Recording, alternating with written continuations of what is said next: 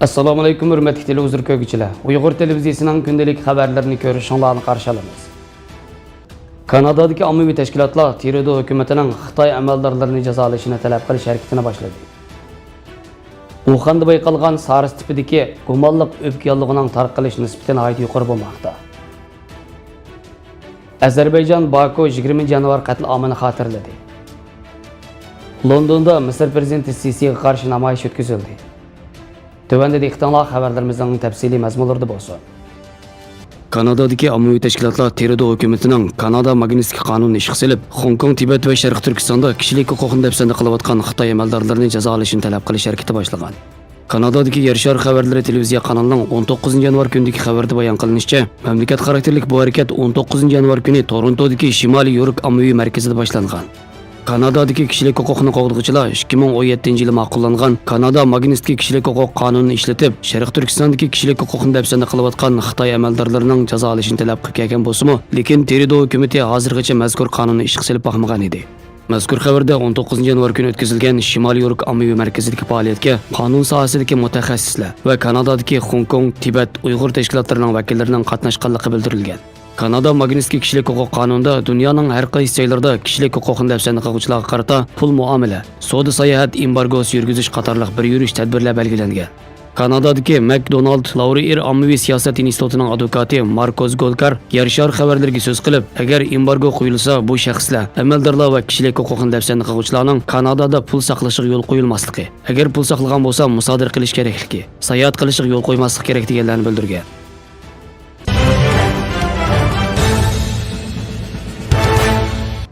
Xitoyning Wuhan shahrida bayqalgan yangi tipdagi tojismon virus yuqum ahvoli o'pka yollig'i virusining tez sur'atda butun Xitoyga tarqalayotganligi ilgari surilmoqda. Xitoy Sog'liqni va salomatlik ministrligining oshkorlashicha, yaqinqi 2 kun ichida Wuhan shahrining o'zida 136 yangi kasallik bayqalib, bir kishi o'lgan. Hozir bu xil kasallik butun Xitoy o'lkalariga tarqalgan bo'lib, rasmiy diagnoz qo'yilganlarning soni 200 dan oshgan. Bu virusda o'lganlar Wuhanning o'zida 3 ga yetgan.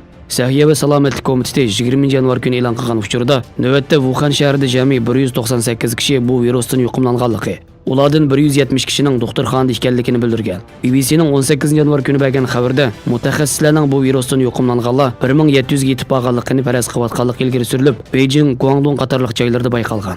Uning Guangdongda bayqalishi jamiyatda qattiq patparaqchilik paydo qilgan. 2003-yil tarqalgan SARS kasali dal Guangdongdan boshlangan edi. Xabarlarda qayd qilinishicha, Guangdongdagi ba'zi doktorxonalar ishchi xizmatchilarining dam olishini bekor qilgan. Hozir qadar mazkur virusning Sharq Turkistonda bayqalganligiga doir hech qanday ma'lumot yo'q.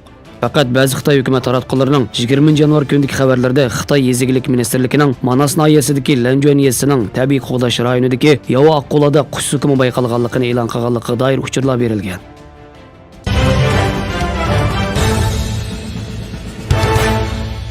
Ozarbayjon mustaqilligining simvoliga aylangan va tarixda qonliq yanvar deb yozilgan 20 yanvar qatl omining qurbonlari xotirlandi.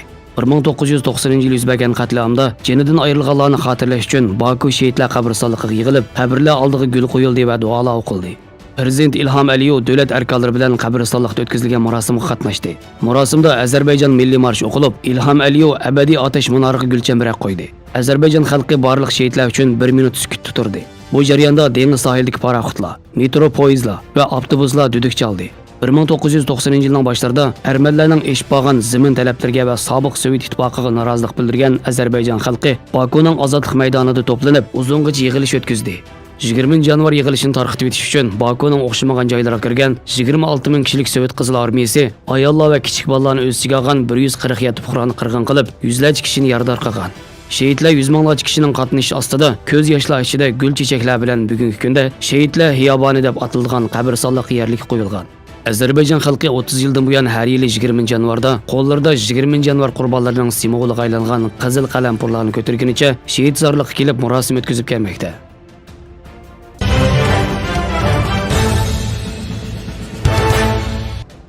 Misr prezidenti Abdulfatah Sisi Angliya bosh ministri Boris Johnsonning taklifiga binoan Angliya Afrika selinma yig'iniga qatnashish uchun Londonga borgan. Londonda Sisiga qarshi namoyish o'tkazilgan.